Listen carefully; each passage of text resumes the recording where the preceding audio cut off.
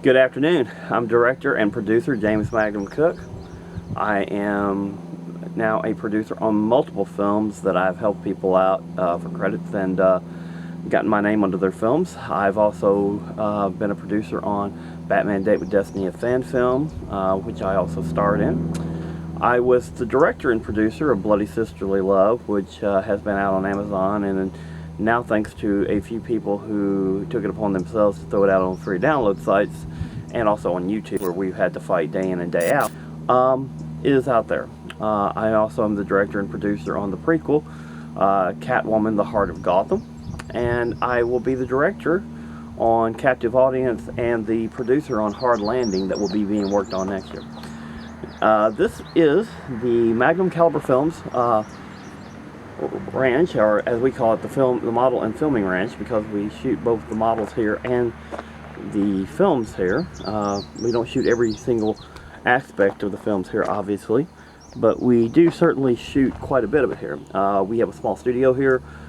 We keep wardrobe, makeup, even fake blood here. We don't keep most of our major equipment here. We don't keep our computer stuff here. We have offices for that. We now currently have a new alarm system, which is good for that. And we are currently working to make the studio bigger.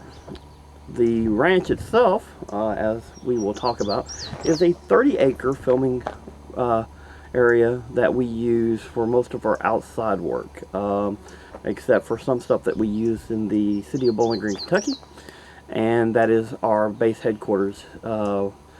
We have shot in various other cities around the country. We've even shot we shot the original Batman Date with Destiny film. We shot part of it in a real cave up in Horse Cave, Kentucky, at Hidden River Cave. The American Cave Museum there, along with the rest of who run the cave there, gave us permission. We had to sign some waivers. We've been in business since 2004 for the modeling aspect, and we've been in the film aspect since 2005. We are professionals, and we do this, everyone who works for us are their own independent contractors, basically, under us. There's models or actors. We do some representation of them, but everybody is also working to achieve their own goals along with us. So, as I said, behind me is the 30-acre filming ranch that we use. We use it on a pretty regular basis. And so now, what I'm talking about today, what has brought me to this point today? I've had a lot of reflection on a lot of things that have happened recently. And, I don't have to justify anything I do. What I'm bringing forth is the fact that my people are professionals. They do work. Many of them, some of the people that have been under me have went on to do many things. Some in California, some in New York. No one stays indefinitely unless they want to, and a lot of people stay on a reserve aspect for our company. When it comes to filming, such as Cindy McDonald, who has appeared in multiple movies, including some Hollywood productions. We've also had Kayla Perkins, who I believe, before she was even 18, appeared in 30-some films. We had Dawn Lynn Johnson, who also has appeared in multiple films. And then there's a few others that have been on board with us. So we are part of this business. We're going to stay a part of this business. I'm not going anywhere. The films that we have coming up, and I will address some of the criticism, and some of the criticism is not all incorrect. We had problems on the first film out. Part of that I will take the responsibility for not having the cameras we should have. Second thing is, I will take responsibility for the fact that Bloody Sisterly Love did not turn out to be the film that we wanted it to be. Catwoman has so far, and I'm taking my time with that on the editing, I am not going to be rushed on that, is looking a little bit better than some of the stuff we've done in the previous films. And so I think, and I believe, that we are making improvements with each film. And I think that's the most important aspect, that we are making improvements. Batman Date with Destiny was a fan film. It's a free film. The Catwoman film is a free film. These are both basically training films in a way, because both with the Batman Date with Destiny film and the Catwoman film, they are controlled by DC Comics and Warner Brothers. They could pull the plug anytime. They could have went back and said, hey, you know, I'm sorry, you can't make this film, you can't do this.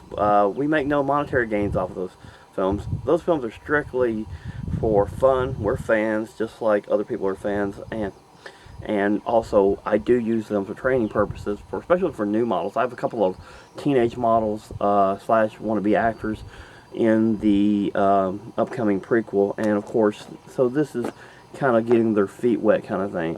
Those films we do not make money off of. We never will, because we can't and we won't. Yes, they do kind of put our name out there a little bit more, and there's not much we can do about that because they're part of what we're doing. The Catwoman film will be the last as far as prequel with something I wanted to do originally a few years ago before we made the horror film. And back to the horror film, yeah, there's been some problems there. There was a lot of cuts in that film I didn't like. There was a lot of things cut out of that film that I didn't want to take out of the film. And there were some things added in. There were some scenes. There's a lot of grindhouse type stuff. You know, there's some basically NC-17 stuff that, you know, I actually cut a lot of that stuff out. I have since been told that perhaps I should have maybe kept some things that I cut out. I should have maybe put it. One of the biggest problems that we ran into, and this is part of something that I am working to correct, is not having a really good film editor. I had a fairly decent film editor for the Batman film, but we had a lot of problems with the camera compression, so that gave him a lot of trouble. I couldn't bring that editor back with brand new software that we got just a few weeks before we began editing on the Bloody Sisterly Love. And I'm a person who really is out there for people's deadlines. I had a lot of people putting a lot of pressure on me who had donated money, and I understand this because I've donated money to people's films, you know, to get my name on there, just like they donated to. One of the biggest things that they want their IMDb, and they want their, you know, they want their name on the film, and that's you know, those people are always supportive no matter what. But were there problems? There are problems in any film you do. Now, I'm doing my best to work on this prequel and try to make it look as good as possible. One of the reasons that it has not been released out yet is because I am taking that much time with it. So, I think we've made improvements. We've had, like I said, we've had some really good people who have been on a lot of other films, including, like I said, Cindy McDonald, who's even been on stuff that's associated with major motion picture studios out in Hollywood. She's been on some of them films. And so we've got the talent, we've got the people. One of the biggest things we've got to do is get this editing thing down correctly, or get a very good editor. Something that I'm working on for both Captive Audience and Hard Landing.